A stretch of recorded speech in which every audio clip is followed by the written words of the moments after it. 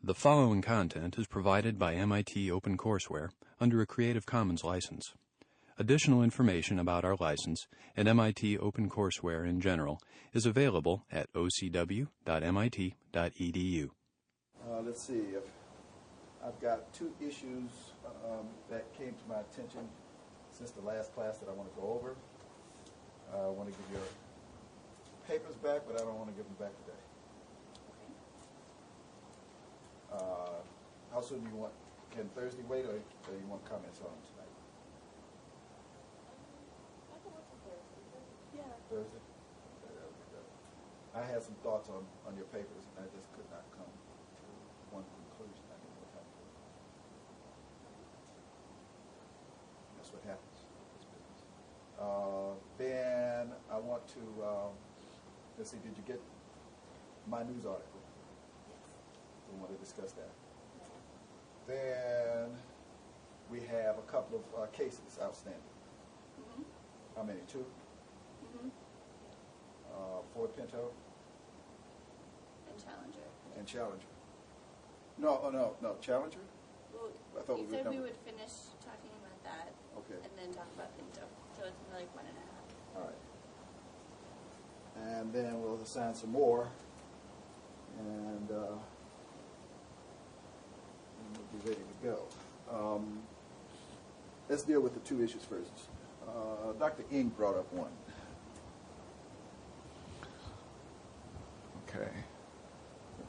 And I'll tell you my thoughts on the matter, but I'd like for it to be a class discussion. Okay. Now, the way I understand the problem is, okay, let's see if we can't, well, I was going to act it out. I'll try a solo. I'll act two parts. I'll try that. I don't know if it's going to work. But the situation is a job interview. Okay, and I am just graduated from MIT, and you're going to interview me. You're this big boss on the job. Okay. And you are my friend, my personal friend from years. Okay. So the job is one in which I'm going to be an engineer, but I'm going to have to interface the general public a lot. You know me as a person who is not exactly the nicest person in the world. A little bit moody, okay, and can generally irritate people occasionally, all right? But I want this job. So the situation is this. I go in, and I'm all happy, okay, and then you tell me, well, sit down, Mr. So-and-so, and this is Company X, and this is what we do. How can you help us out? And I'm going to say I'm going to meet with these people.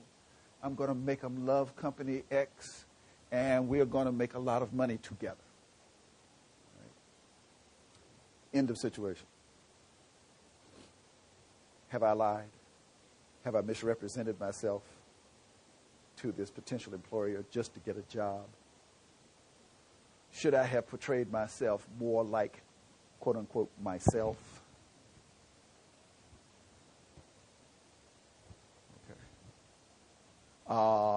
Is this an ethical situation or just some other kind of situation? Is it legal? Is it business?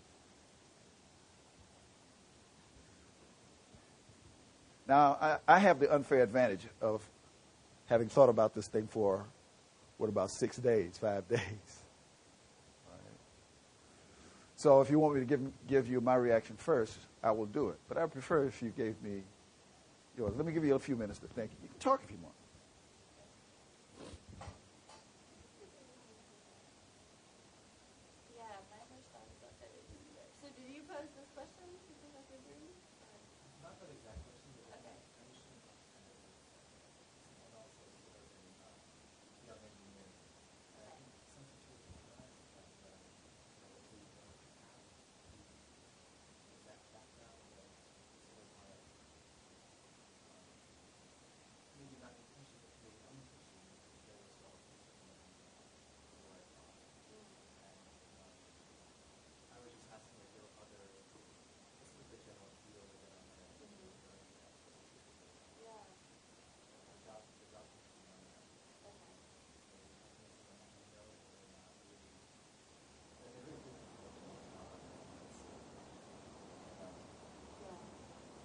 Well, that background helps a little bit because as you were explaining the situation, I was thinking about, well, he's talking about the representation of personality traits because you said you're moody, you tend to irritate people.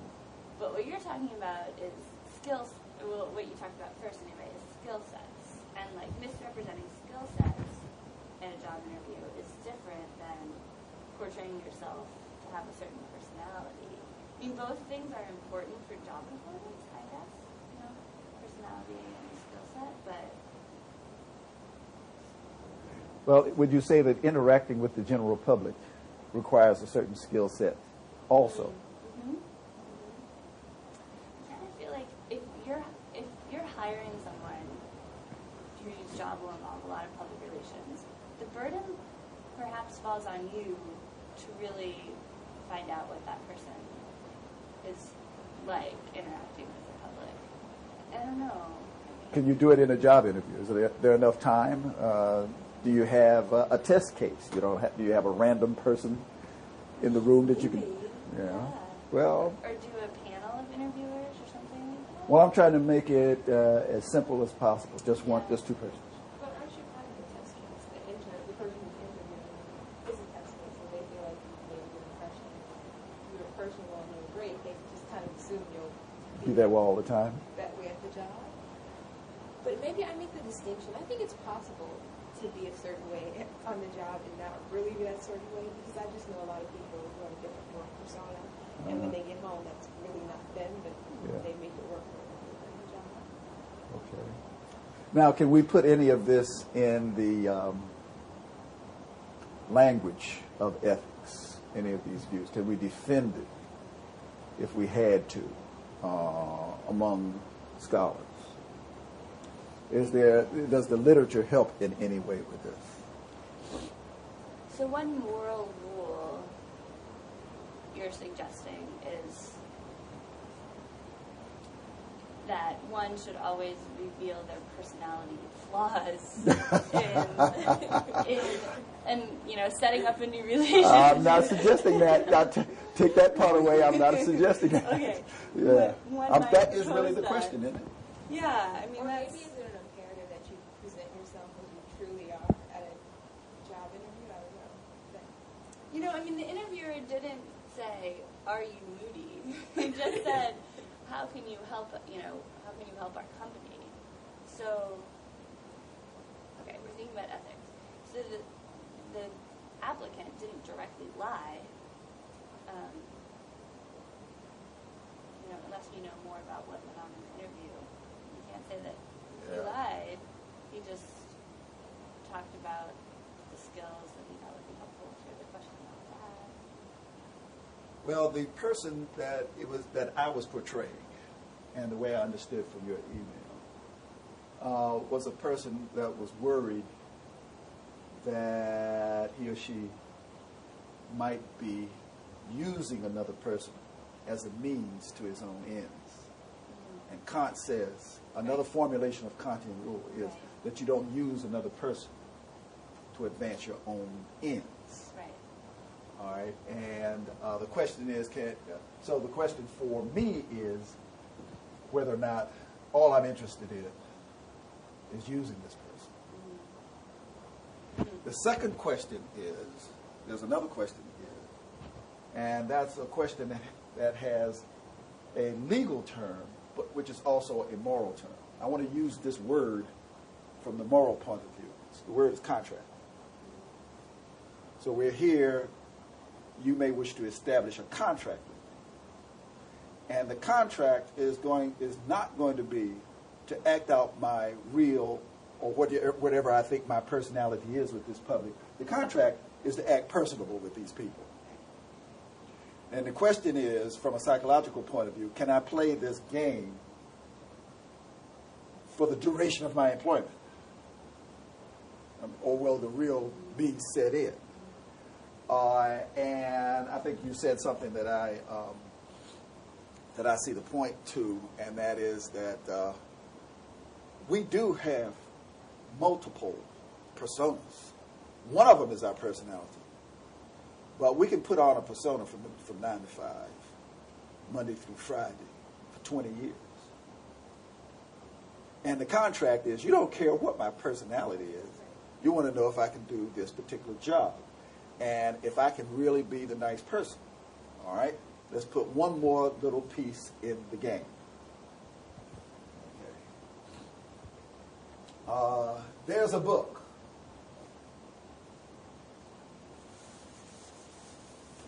I forget the author's name, but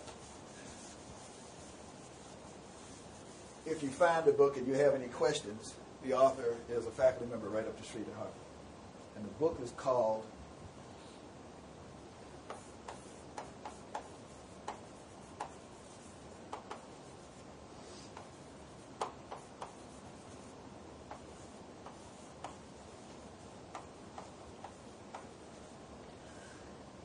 Pygmalion in the Classroom.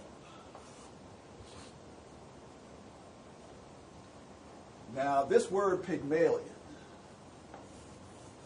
have you heard of that word before? It's a name. Where have you heard it? Play. It's a play? Ah, George Bernard Shaw wrote a play called Pygmalion. All right. You may know it better as a musical that was made for movies. It's called My Fair Lady. Actually, Pygmalion goes back to, I think, 2nd or 3rd century BC. It's a myth. But let's deal with My Fair Lady. Do you remember the theme in My Fair Lady? Yeah, I think he's a linguist, and he takes a lady selling flowers on the street and turns her, it's really a culture person. I think it's a bet with someone. That's what the key is. Yeah. And they can't tell that she was just some lady who was selling flowers. You know, a few months ago they thought she came from like even royalty, just because he changed her manners and the way she spoke and things like that. Yes, the issue was whether or not gentility and nobility was inborn or whether it could be taught. And these young guys had this bet. And this one guy said, well, I'll take that flower lady selling the flowers here on the street, and a year from now, she'll be a lady. And they made this money bet. And so at the end of the year, he has this coming out party for her after training her. And all 3 of the guys fall in love with her. All 3 of these aristocrats fall in love with her. Pygmalion in the Classroom actually is an empirical science study that asks whether or not a teacher can have a preconceived notion about a student, consciously and unconsciously, but mainly unconsciously, and whether or not that predisposition will have an effect on the student's performance. Okay. So he deals with gender and race issues. And he says if the teacher has a predisposition that women cannot learn math, and this is a math class, then no matter how I'm going to say he in this case, no matter how he tries to be fair, chances are the women will not perform as well as they would ordinarily. Now, let's see if they can get a real case like that. When I was in graduate school, that was actually my first educational experience that was not dominated by blacks. So I go into the classroom, and the teacher would ask a particularly deep question that had a particularly deep answer. And I'd raise my hand and give that particularly deep answer. Decent person, 20 minutes later, he would attribute that answer to another student. I'd raise my hand and say, hold it. Kowalski didn't say that. I was the one who said that. And I take my chances with irritating the person and getting a bad grade for personality conflict. The good news is this is a decent person. And the person said, oh, how could I have made that mistake? Okay. This person's research says that the brain operates off of preconceived notions. That you are set up, your brain is set up to see or hear a certain thing a certain way. You really have to go out of your way to retrain your brain in certain cases. All right. Now we see why we're talking about why he calls it Pygmalion. There's another term that came out, I think he did not invent, it was called Pygmalion Effect. So it's more broadly than in the classroom. So the question is, if I am a moody person, going back to our situation, a moody, mean-spirited person, can I deliver my term of the contract? Okay, let's go a little bit further, just in case you're interested. Big literature on this same subject, and I'll give you one name that I remember. I'll call this one, call this two. This is an author's name, Noddings. Now, Noddings has written some books, but she mainly has collaborated with professors of nursing. The professors of nursing want to make a distinction between caring and caregiving. And the nurses want to say that a doctor can give care without caring, strictly business, but that a nurse can't give nursing care without actually caring. Okay. Because of these effects. That the patient will look at you and say, you really don't care about me. And then suffer, maybe die. But we don't ask that question with the doctor. The doctor comes in there, we want the doctor to do the surgery or whatever, get that, and do it right. We don't care if the person cares about us. So they make that statement there too. So the question then is, another question is, can we actually do these things? All right. Well, I want to say that my thought about the whole matter is that you have to assume that you can do when you come into an interview and portray yourself in this particular way to get this job and to keep it. You have to assume that you can do it. That you can put on that business persona and that you are sincere about it. And if you are, then I think that you can portray yourself in that persona that has nothing to do with the way you see yourself or the way others, your best friend, sees you, and just do that job. I think that's so. I think that those are the issues, and they work themselves around ethically in the mind of the person who is taking the interview, whether or not they are really using somebody else, we don't know, and whether or not they can keep up the persona. And the two issues then are, the last one is the contract, and the first one is respect for persons, constant respect for persons. So therefore, if I had to make this argument, we're in a situation where it counted. Let's say, for example, I'm being interviewed by a judge in an Enron case. That's a good one. And the judge wants to know my opinions about this matter. Well, the judge is not going to be very impressed if I'm giving my personal opinions. The judge is going to be impressed if I start grounding my opinions in good ethical theory. And I've just done it twice. We have just done it twice. So that's the way I thought about that one. My wife gave the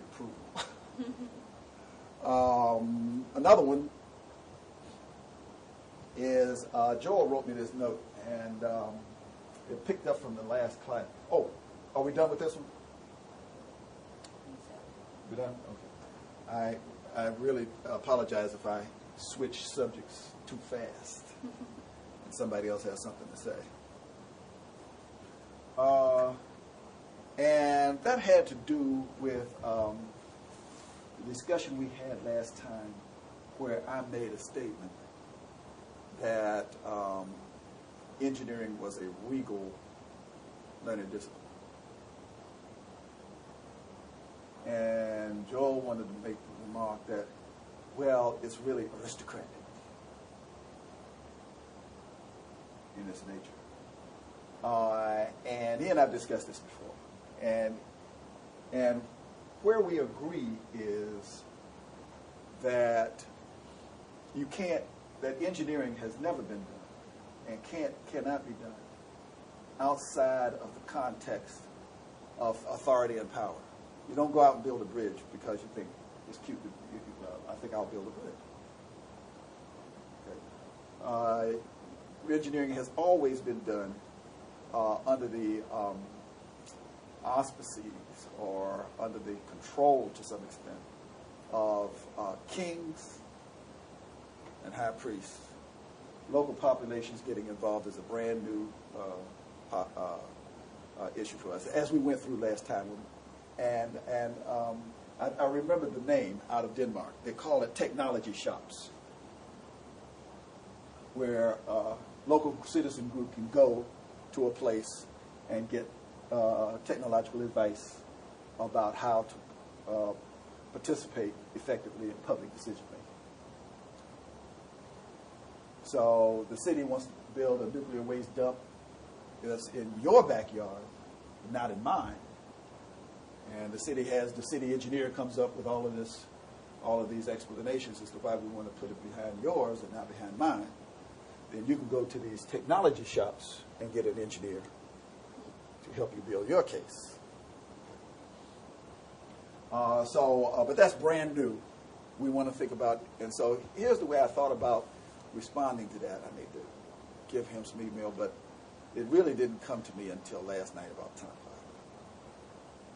And I stayed up until 1 o'clock until I thought it through. And thinking it through really meant finding a concise way to put it to the class, because it's in my book and I've already written 200 pages on this. Right. So I'm going to see how it works if I can just do it with a few bullets. You ready? Let's try it. Yes. Could I ask you a clarifying question first? Yes. So the dispute or the conflict is you're saying it's regal and Joel's saying it's aristocratic. Right. And can you put that in other terms?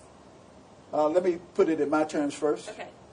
And lay out a logic, and then we'll put it in Joel's terms. Okay. If he doesn't come, I just wanted to understand where the conflict was. let's see it after I lay one out. Okay, because this is the kind of thinking that that you won't see in any textbooks yet. But I think that's what a class like this is about, particularly when you have faculty members sitting in on the class. You get more out of it this way, I think. All right. My starting point for answering this question was one of the biggest problems I had in writing this book. Actually, it was in how to set up the book, how to organize it, how to organize 14 chapters. And what I had to do was do what Jacob Bronowski said do. I don't know if y'all know him, but you don't have to. He worked in the Manhattan Project. He had a good TV program and a book called The Ascent of Man, which, if you recall, is a mirror image of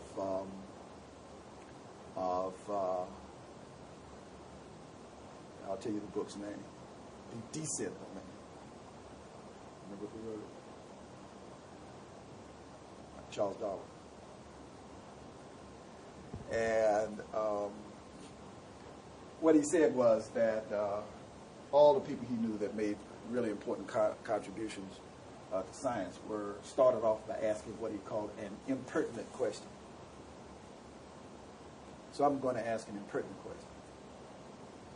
And the impertinent question is engineering, the learned discipline, independent of engineers and what engineers think and do? And you know that can't be true, right? I call it impertinent. Let's start with that. Is there something about engineering that is distinct from what engineers think and do. All right. Now, let me bring up one point, maybe two. Scientists in the Manhattan Project were not doing science. They were doing engineering. Okay. So therefore, there's a difference. So the scientists, one could say, what scientists were thinking about and doing was not science. Do engineers ever do science? Yeah. I think the invention of thermodynamics was done by engineers,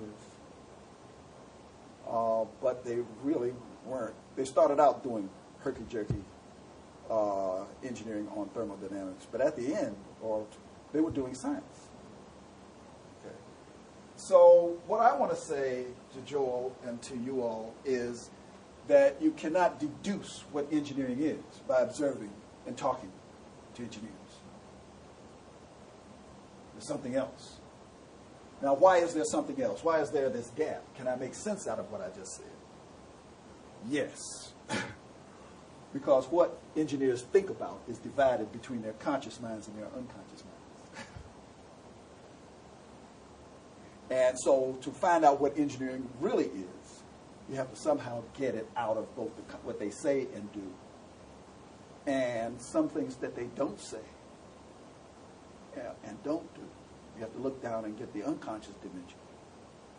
Now that sounds like an impossible thing for anybody other than a clinical psychologist. No, there are other ways to do it. And here's one way to do it. And I'm going to have some special lectures from some faculty come in and talk about this. Already got this arrangement, just have to settle on the date. And that is that you can get the unconscious dimension out of what somebody thinks by having them write it down in a story. Because the story won't make sense unless their unconscious plays a role in it. And so what you can do is take a learned work of engineering, a book, a research paper, a laboratory demonstration. What you can do is look at that book or that research paper and organize it in story terms. And that's one of the things we had talked about already. And so what I want to do then, and what is to talk about engineering in story terms. And what makes one discipline different from another is chiefly, this is my argument in my book, is chiefly the story term that we call the point of view. Because I can take one document and put it here and look at it from an engineering point of view and get a whole different interpretation or learned point from looking at it from a scientific, an ethical, or a musician's point of view. Now, this is the last piece of the argument. Remember, I'm distilling out of 200 pages. The last piece of the argument is that I claim, I stand on this point, that the learned disciplines don't have but 3 points of view.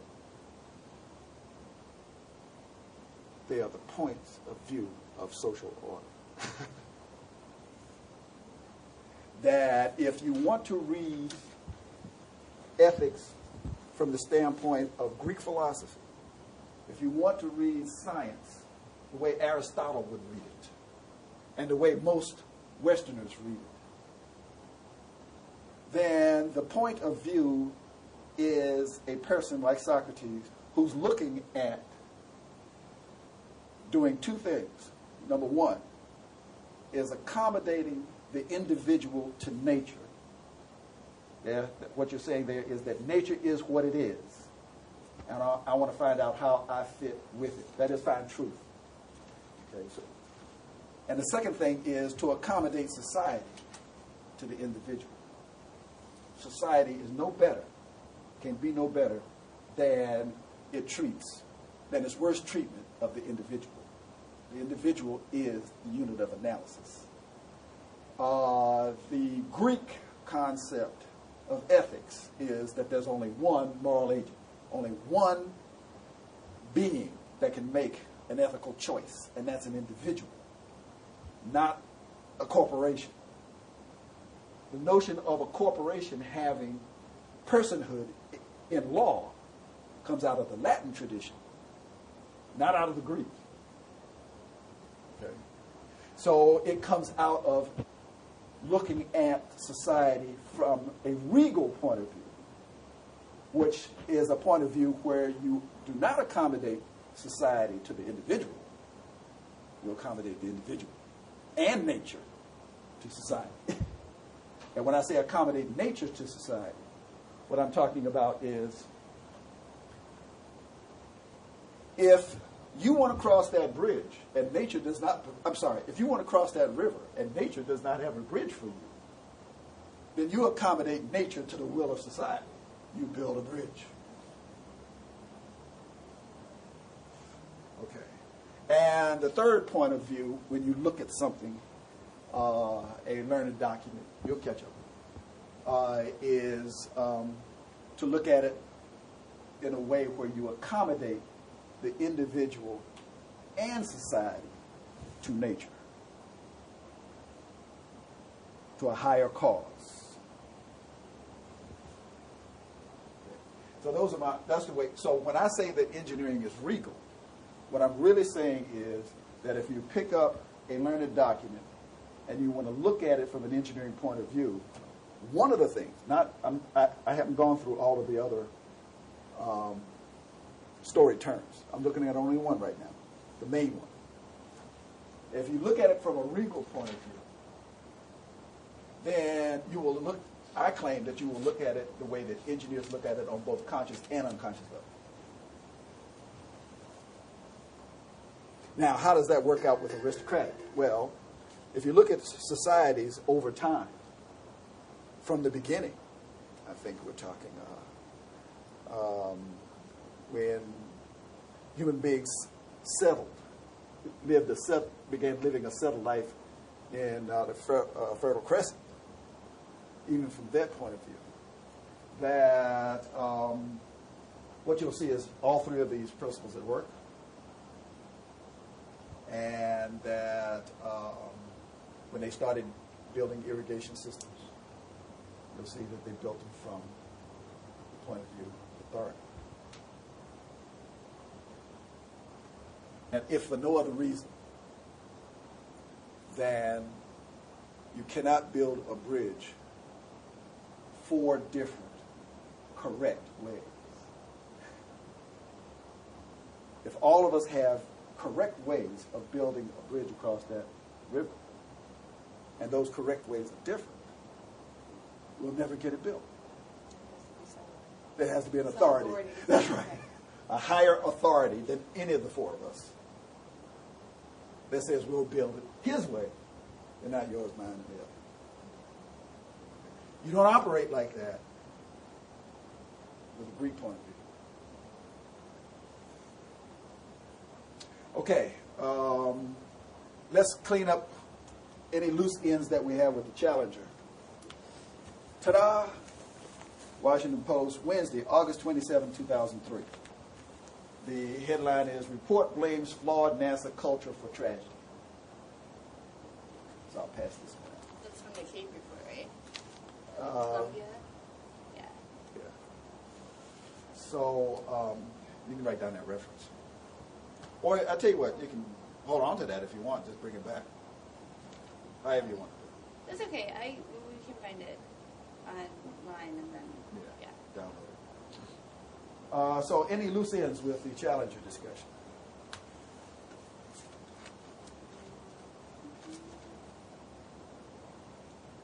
I think one of the things we do, maybe there's no answer, but we talked about. There will be an answer. Are there a different set of ethics that govern the behaviors of management? Yes. As opposed Yes. Yeah, that, I was doing a little more reading in the book, and it Yeah, it's discusses something I that. thought about. It's interesting. Well, did you come up with anything?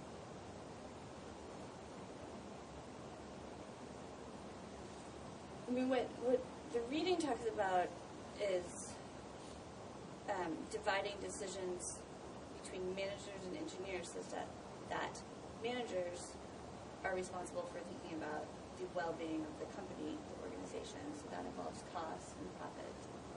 And the engineers are responsible for the technical expertise and the well-being of the clients and the public. And it's debatable whether it's clients or public or both. And so there's always pushback between those two kinds of decision making, which is a good thing. So the managers are expecting the engineers will always err on the side of safety. So when they propose cuts in safety, the engineers will push back on them, and the engineers are supposing that the managers will always want to cut costs, so they'll make sure that they think about safety. So Is that what you were saying? right, and that's what I read, and that's what I understand. I'm not sure that I necessarily disagree. But for someone who doesn't have a very extensive background in ethics, is that okay to have, I don't know, just two different groups operating on such different ethical principles? Is that, Well, yeah, that's unavoidable. is that avoidable? That's Within an organization, it's okay. right. Now, here's where you get what I was talking about this question of the unconscious, because you're going to get some conflict in what people will say.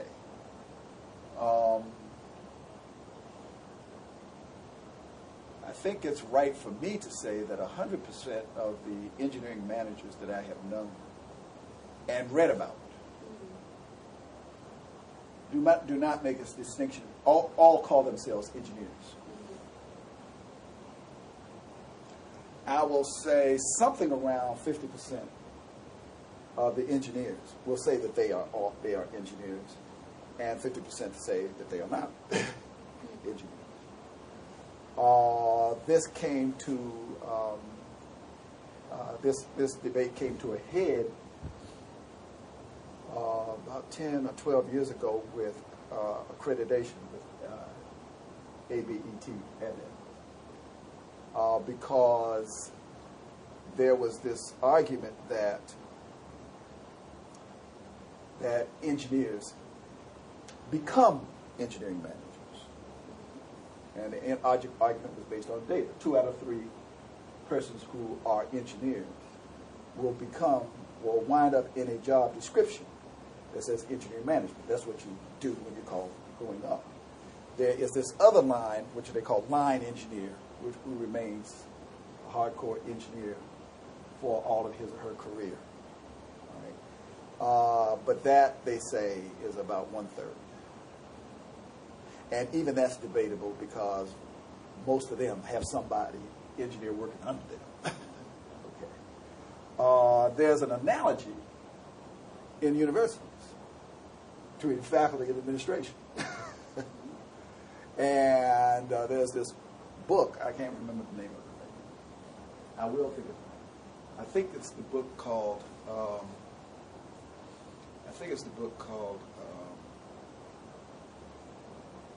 well, I'll get it out before the end of this discussion, where the author says, what is everybody talking about? The administration, the president versus the faculty. What are you talking about? I don't know what people are talking about. They're all professors. They all got PhDs. They all taught at one time. They all did research at one time. You know, you're splitting a hair. Okay. So there is this issue that goes on, not just in engineering, but other places. And it comes out in the end, I think, that in organizations there is a line that's drawn. And the line is drawn between persons who are in engineering or management and persons who are in the line profession. And it varies from institution to institution. In the universities, my other university, Howard University, is pretty much typical. That department chairs will be categorized on pretty much as faculty. Because at most institutions, the department chair can be fired by either administration or faculty. But deans are on the side of administration. And so I think the ethical issue comes in with this question again of contract. What am I contracted to do? Who am I primarily responsible for? That's Who or right. what? That's Like the students or the health of the department? They're going to look. Go ahead. This is not a big problem. If we say that engineering is this legal discipline in which orders kind of come from some authority, it seems like the authorities' ethics, they're the ones who really at the end say, this is going to go, this is going to go, you do this. But it bothers me that their ethics aren't grounded in something somewhat tied to what the engineers are doing there, like safety and things like that. It seems like they need to have some component of that since it is that kind of. Wait, why are you saying their ethics aren't grounded in? Because we're just saying like people in management positions, and I'm assuming I put authority in that category, are pretty much concerned in the day of the bottom line. You know, they don't really care. They just want this project to go. They want this thing to make money. But I just think they need to have some component. You need to just be as safe as. I mean, I guess you can't. Well, no, you can. I think that times have changed. Let's put it this way. I think that there was a time when, and let me back up just a minute. I don't want my book and my theories about engineering to be the dominant position in this class. I don't want that to happen. Because I'm going to assign some other readings. The point about it when it comes to philosophy of engineering is there are only a couple of books out that do that at all. So that's where you're getting a unique experience because nobody else is really talking about this yet. But I do have one reference down there, Billy Von Cohen's book called Discussion of the Method. It's probably, and another one other one. It's called What Engineers Know and How They Know It, written by a man named Walter Vincenti from Stanford. He retired several years ago. Those are about the only two that I really think go into depth into philosophical thought about what engineering is as a learned discipline. Do you consider Florman's work, like the existential pleasures of engineering, as in the category of those other two? A lot of people do. I don't. Okay. Because when you look at Florman's work and you look to see what he thinks engineering is as a learned discipline, he's got a short paragraph in there about 2 sentences long. He's going to talk about the nature of the profession. Okay. So the other two books are Engineering as a Learned Discipline and Florman as Observations of the Profession. Did you ever read Existential Pleasures? Yeah, you that's did? the only one I've read of all the books that you mentioned, so that's why I asked. Yeah. What did you think of it? For me, it mostly served to be an inspirational book about the engineering profession and also informative on the history of how engineering is viewed. It's neat reading. I mean, it's enjoyable reading and sort of puts forth a lofty vision of engineering, I think. He was I think he was undergraduate degree was engineering, but his graduate degree was literature. And he writes uses his talents in literature to write. So he talks about Greece, ancient Greece, and all these things. And I would say that any engineer, of the engineers who are in the generation older than me, and they're hardly any of them still around working, but in Sam Florman's generation, I would say offhand, 85 to 95% of the engineers think that he has got it right. Okay, now my generation is a little bit different. We were freedom fighters and all of that other stuff. Anti-war. All right, so we're a different generation. But I was on a panel with Sam Florman once.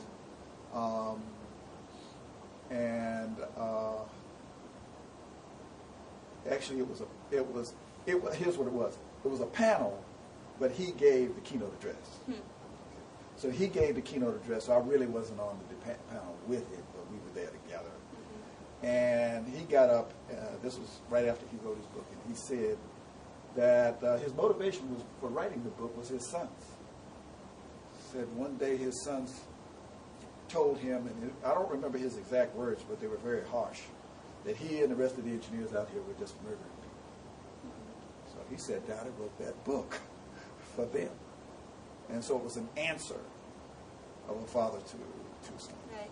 That was interesting for me to learn that in the 1960s and 1970s, society was anti-technological. They were out to get engineers who, that they accused of polluting the waterways. And I mean, just because we don't hear that message, or I hadn't heard it before anyway. Well, if you're interested in the history of engineering, I'll tell you what I think is definitely the most interesting book. Now, let's not rule out Henry Petrosky and David Billington in there. Right. But I'll tell you where I think we should start. There's a book called The Revolt of the Engineers.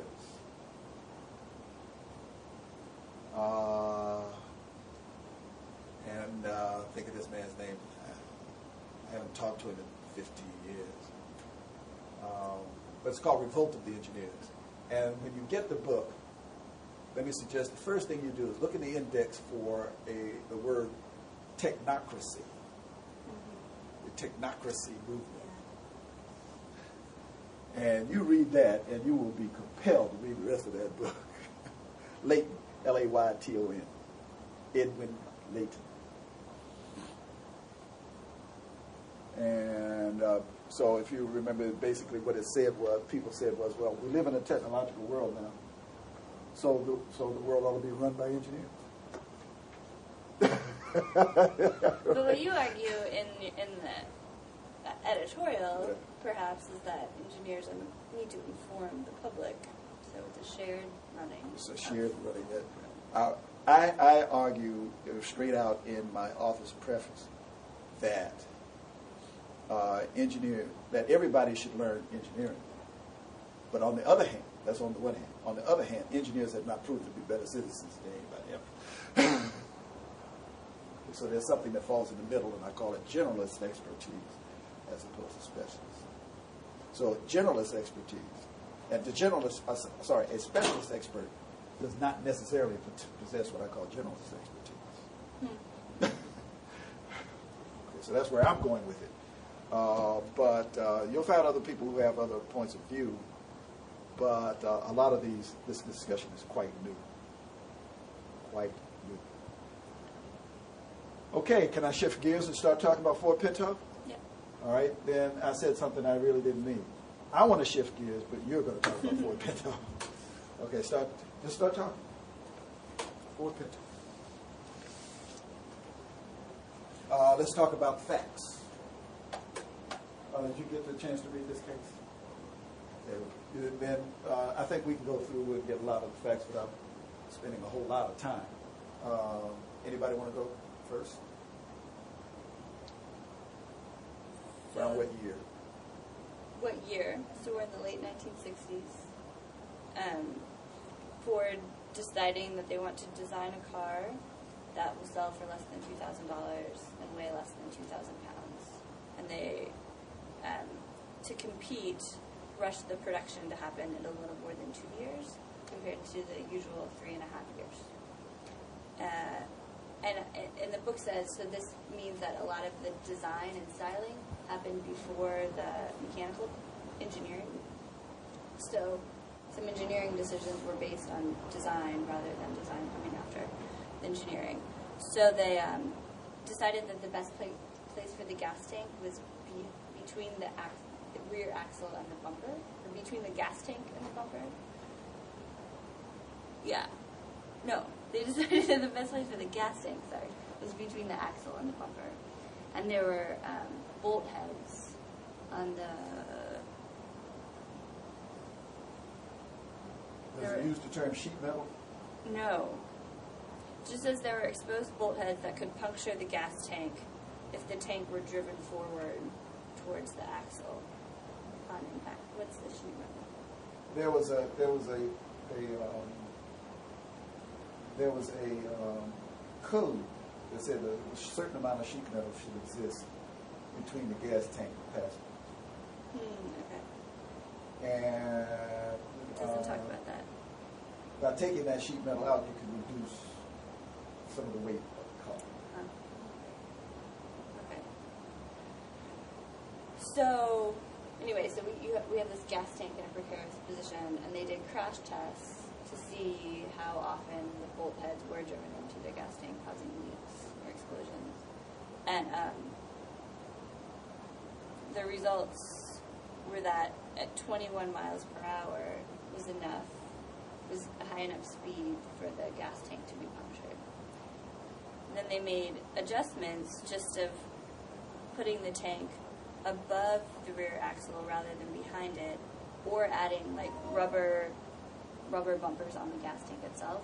Those minor adjustments that would have cost like $11 per car prevented the tank from being punctured in crash testing.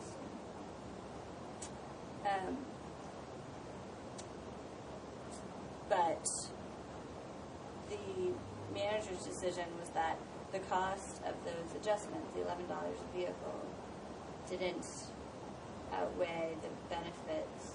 Well, those costs were too great. So the cost of the deaths and destroyed vehicles were less than the cost of $11 per vehicle. Does that make sense? They put a monetary value on a person's life and compared the cost of it. So they designed the cost.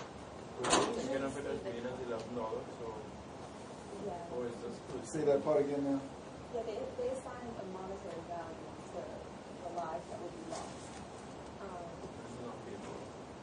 Now, that's... They issued a report after the crash test to sort of, I can't believe it. It was like in writing. A memo attached to the report had those costs and benefits. Now, that's the technical term, cost-benefit analysis. Right. I don't think the word required is the right word, but in that method, it is useful to put a monetary value on a human life. I mean, that's what engineers used to do all of the time. I don't know if they do it now, but they used to do it all the time. And include that in as the cost of, as opposed to, how much you think you get net in profit. So keep talking. Alfred. You're right. I know. Seems a little cheap. Okay, are we done? Let me give you some background. Let me give you some background. Some more background would be great.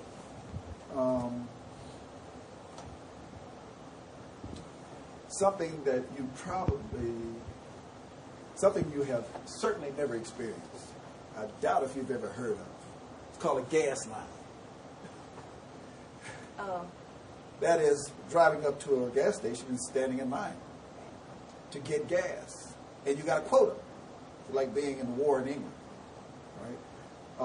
Where I lived in Virginia at the time, if you wanted to get gasoline at a gas station and you had to be at work at 9 o'clock in the morning, you had to be in a gas line at 7 o'clock. And you were taking your chances that by the time you got up there, they'd have some gas left. What had happened was OPEC had increased the cost per barrel, and et cetera, et cetera. So it was really a psychological crisis in the U.S. given the way we think about cars, that you have to stand in a line for 2 or 3 hours to get a fill-up. Then you couldn't get a fill-up. You could only get so many dollars worth. And then you might stand in line that long and get there and you're out. They're out. So that was going on. The most significant way to increase gas mileage was to reduce the weight of the car. Now we don't think about it in those terms. We think about it in other terms of how to get more gas mileage. But then it hit us for the first time. We liked heavy cars. It was an aesthetic. I remember one time my dad had just bought this car. It was a Chrysler, and it came out. This was called the push-button age, and the first car came out, at least in American cars, came out with push-button transmission. Y'all ever heard of that? where you want to go in reverse, you push R. Where you want to go forward, you push D. You know, instead of it was a push button. And this is back in the late 50s. And I had this date. I was in high school. I had just gotten my license. And I was going to take this little girl to this dance in my daddy's new car with the push-button drive.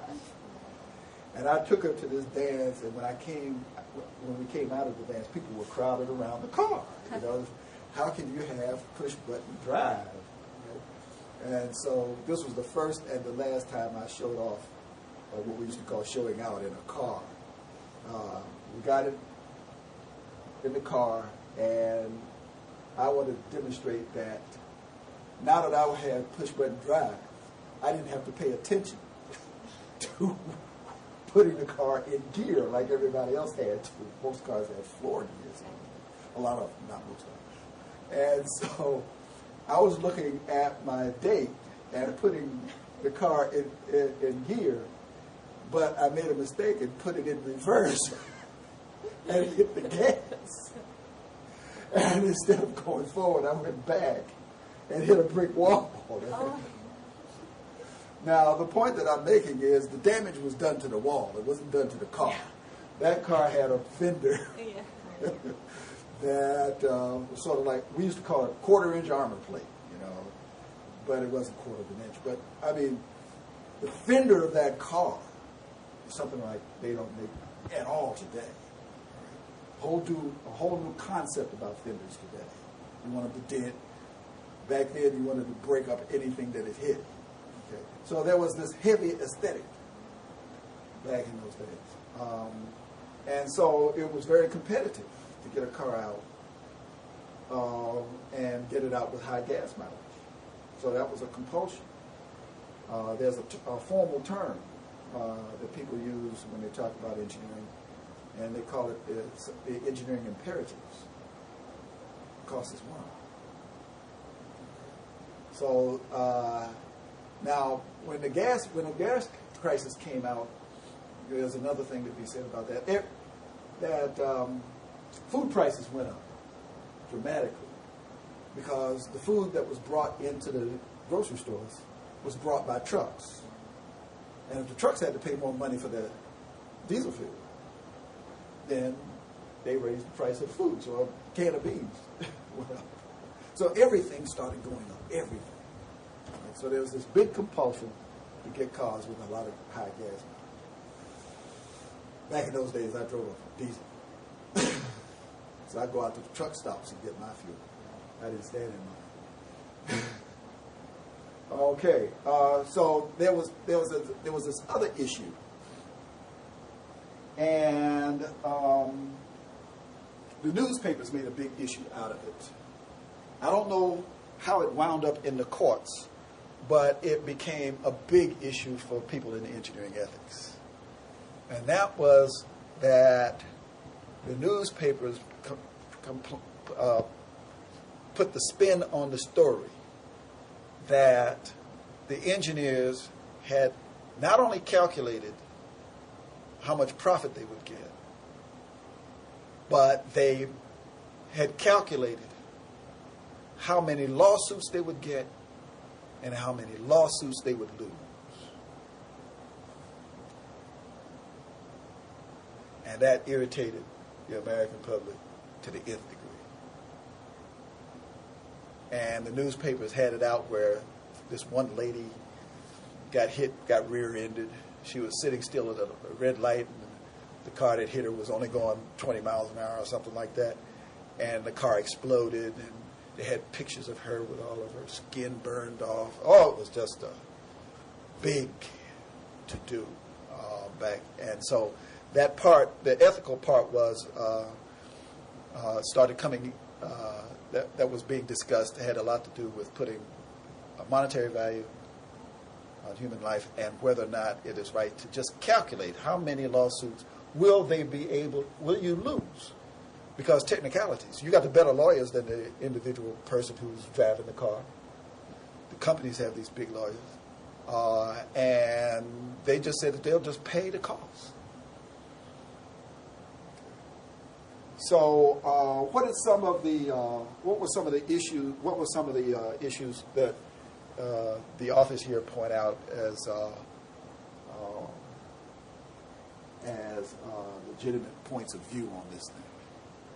You remember? Well, it's a legitimate cost-benefit analysis from a utilitarian point of view. I mean, the method of analysis, at least, is legitimate. I saw this as utilitarian ethics gone wrong. Oh, really? Yeah, I mean, maybe that is a perfectly valid cost-benefit analysis, but I think their point of view is kind of skewed somewhat, so that it doesn't really, I think, get at the essence of what like a cost-benefit analysis and what a utilitarian approach would kind of force you to do.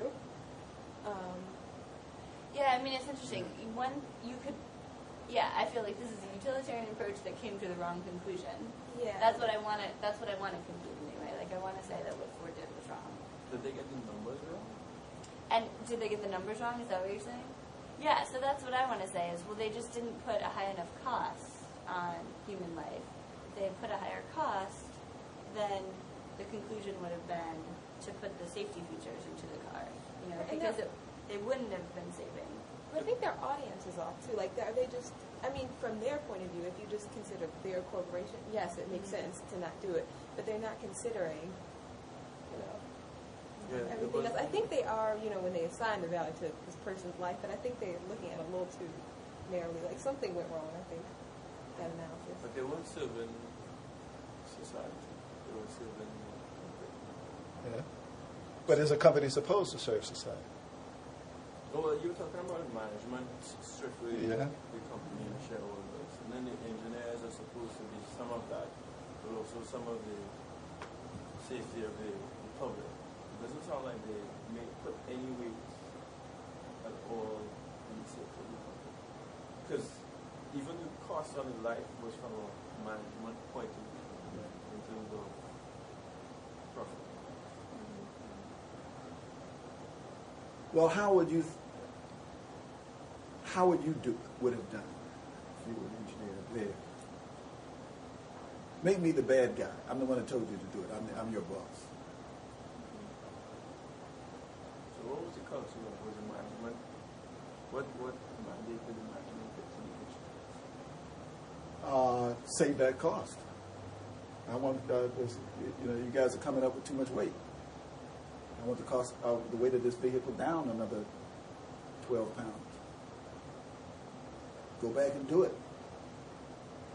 Wait, what about the regulations? Yes. Back then? Now we want to talk about regulations. I want to put a BUT in there.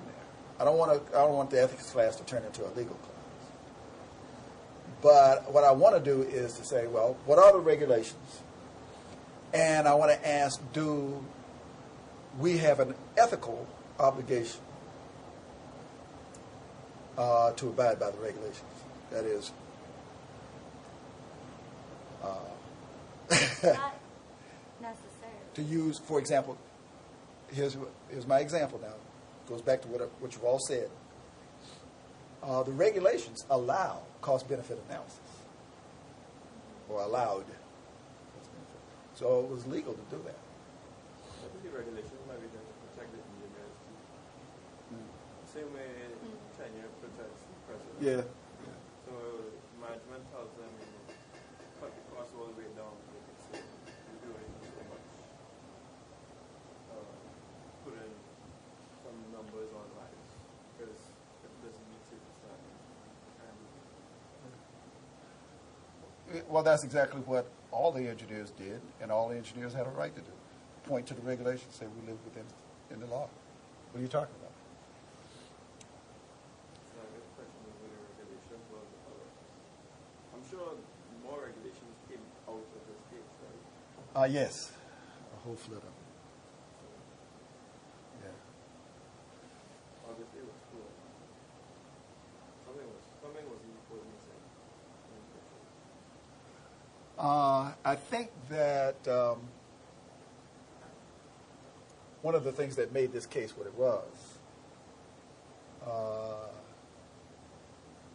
was really the question that hurt engineers a lot, that came from citizen groups. How could y'all do that? How could you just sit down and just say, well, we know we're going to kill so many people, but we can make a profit off of it because they won't win a lot of these law cases. How could you do something like that? And engineers, personally, I mean, I was going to conferences roughly once every 4 to 6 weeks back in those days. And I think that I didn't go to a single conference where somebody didn't lose it emotionally, either in the audience or on the panel. Because they felt attacked? Or Either because they felt attacked or because they were on the attack. And some of the people who were on the attack could point to a relative of somebody who died. And the people who were defending themselves were ordinary, decent people. The engineers go to work at 9, get off at 5, do the best they can do. And they had engineers.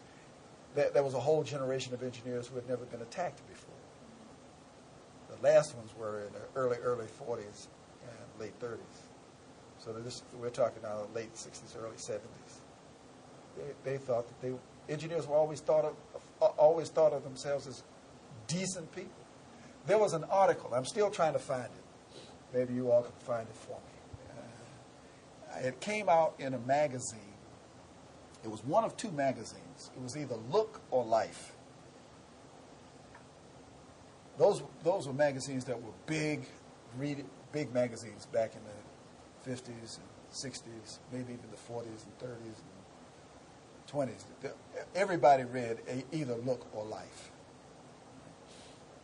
And I remember in there was an article, and it had this picture introducing the article.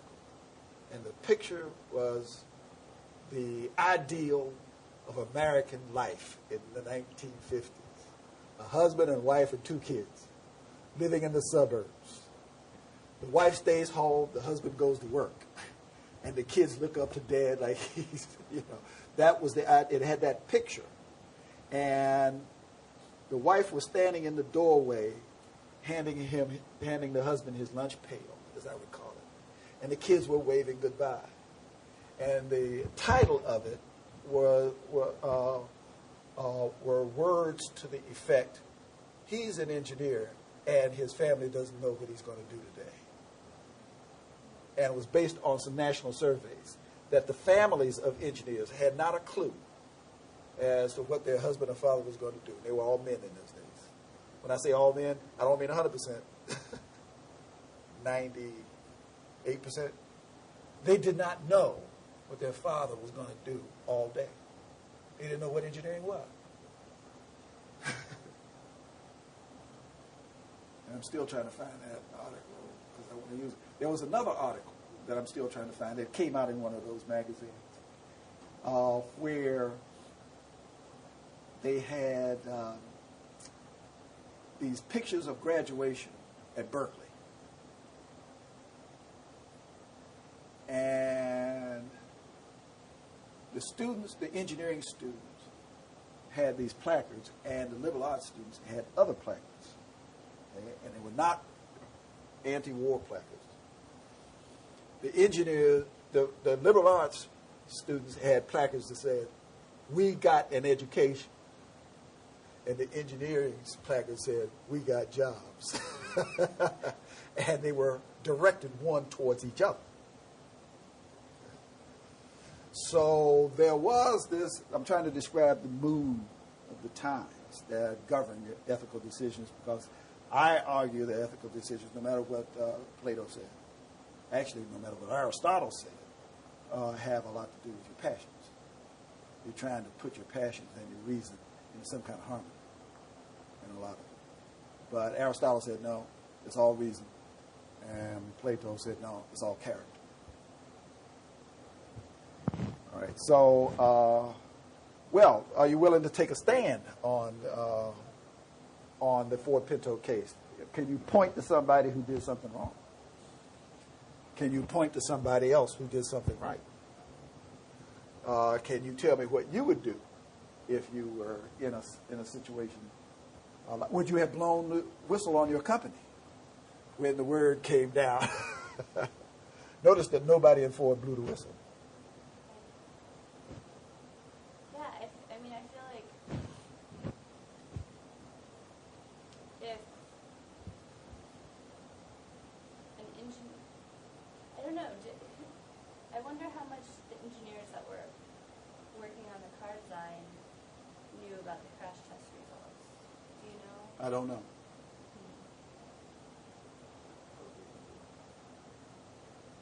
I don't know, I just get the feeling that they listen to the boss, whatever the boss says, which was management, they just did whatever they could do.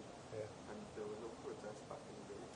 Right. If you're talking about a real type of mentality, and you don't question, you don't, like now, people are more likely to think about standing up for what they think is right. I think back then, just go with whatever they told to do. It was, that's a fair characterization. Whistleblowing was not new in those days. Ed Layton would show that whistleblowing, I think he traces it back to the late 19th century that you would find it. But it was so rare and so it was equivalent to heresy in religion. I mean, if you did it, you'd get blackballed, and people thought of you as a terrible person. And this is forward too, right? So I guess most of them were from Detroit. Yeah. So the whole city is, Automobiles. you would maybe look at. Right, you couldn't live there anymore if you blew the whistle. You couldn't go home with your neighbors, even if they were not engineers. They say, "Oh, how could you do a thing like that?" Yeah, times were different, but times were changing in those days. So, well, let me say that we're not done with the Ford Pinto. I want in the next class to come back and tell me if you're willing to take a stand on something. This case. Let me assign another case. On the list in the syllabus, we're at a point now where we can start picking and choosing. Do you have any preferences? We don't have to go in the order that I presented. But the Pinto is a little more, you can see why I picked this one after A7D. A7D was pretty straightforward. Pinto is a little hard, right? Yeah, I mean, I want to be able to say that a company shouldn't sell a car that they know is going to kill someone. But all cars. I mean, so where's the threshold? You know, Right. How many deaths are allowable or Right. And I'll tell you where I'm willing to stand on this, and I think that there are contrary. I tell you what, there are contrary stands you can take too. I tell you what, let's play a game. Let's start playing a game, and that is, whenever I ask you or whenever you decide to take a stand, it can be a stand that you will defend because you believe in it, or you can tell us you're going to be devil's advocate. Take a stand that you don't believe in. See how far you can defend it.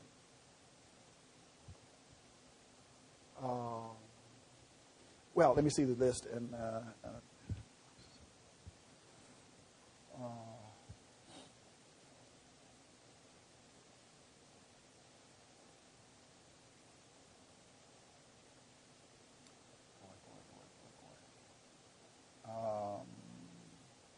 let's do Chernobyl. And Now, I'll tell you what, let's do two together. Let's do Chernobyl and 3 Mile Island. Now, the reason for doing them together is that we can make a cultural comparison.